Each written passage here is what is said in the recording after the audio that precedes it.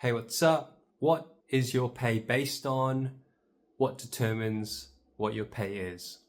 So there's a few levels to this. There's some basic ideas, then there's some more nuanced ideas. So we'll start with the basic ones.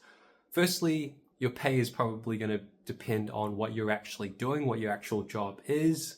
It's also going to depend on the location. So in some countries or some places, they might pay more for a certain role. In some places, they might pay less for a certain role, or in some places, they might just pay higher in general. For example, in certain countries, they might pay higher in general if it's a richer country.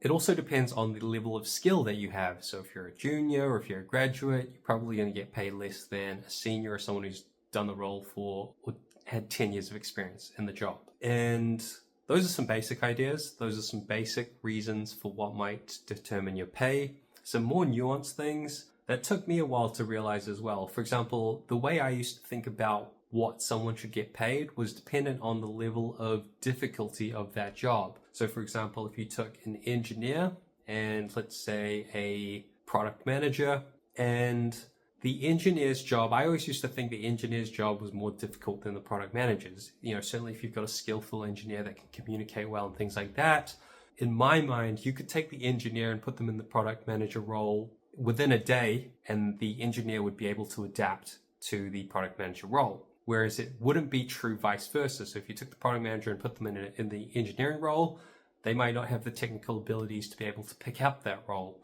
And so in that sense, I would always think an engineer should have been paid more than the product manager. Now, I think there's more things to it that determine pay, and that's not to say that engineers are always paid more than product managers or product managers always pay more than engineers. Some places pay differently depending on which company you're at, things like that. But that was the concept that stuck in my head for a while, and it would always frustrate me or confuse me as to why certain roles were getting paid more than others, or if they were a little bit closer than I felt comfortable with. And if you break it down a little bit, so one of the things that might play a role is just because you can do somebody's role doesn't mean that you want to do that role or you would like doing that role. So for example, if you look at people that are looking for work, and let's say there are certain people looking for a product manager role, and there are certain people that think that's their skill set, that's what they're after. Then you've got certain people that are engineers that are looking for engineering roles, and they've got a certain skill set. This is what I'm targeting. Now, you might have a few exceptions here where maybe engineers will apply for a product manager role, product manager might apply for an engineering role, but we'll stick to the core where product manager is applying for a product manager, engineers applying for an engineering role. So let's say there's 1,000 product manager jobs. There's 1,000 product managers looking for work, and there's 10,000 engineers looking for work. Then the product manager supply is less than the engineer supply. So even though engineering might be more difficult than being a product manager, the overall market supply is saying that, there's a lot more engineers available to select from. And so maybe the caliber or the level of skill that is set as a base for requirement for the job might be higher because the pool is a lot bigger versus product managers where it might not be the case. And so when you look at it like that, kind of as a supply and demand, and you look at the numbers of it, I think that in many ways can also dictate or influence the pay of a job. So for example, even though, let's say, a lot of those engineers could do the product manager role, they're not all looking for that role, nor do they have necessarily experience to back up that they could do the role well, even though maybe they could. And so what gets perceived might be different than what you feel within a company. So that was an interesting concept I had to grasp.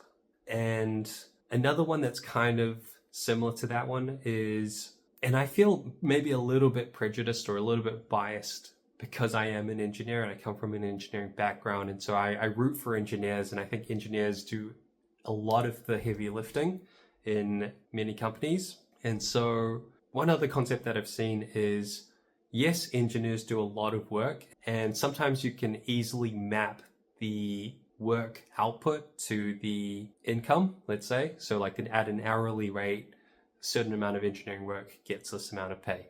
Some less obvious things might be, sales or design or, other things that are around the engineering that might look more fluffy to an engineer, let's say, but it's harder to quantify or qualify the value of that work. And let's say a lot of times these things are important. They're all part of the team effort and the company's goals. So you need the salespeople, you need the marketing, you need the designer and things like that. And maybe you don't need certain things in certain times, but you need that team and people, you generate more output as a team, right? And yeah, so maybe the hourly rate has to be shared. Or like the hourly rate has to be looked at across the team and not just individuals. Obviously, you'll have individuals and certain people will have their individual salaries, but it's also worth being aware that, sometimes there are going to be teams where 20% of the people are doing 80% of the work, but you can't just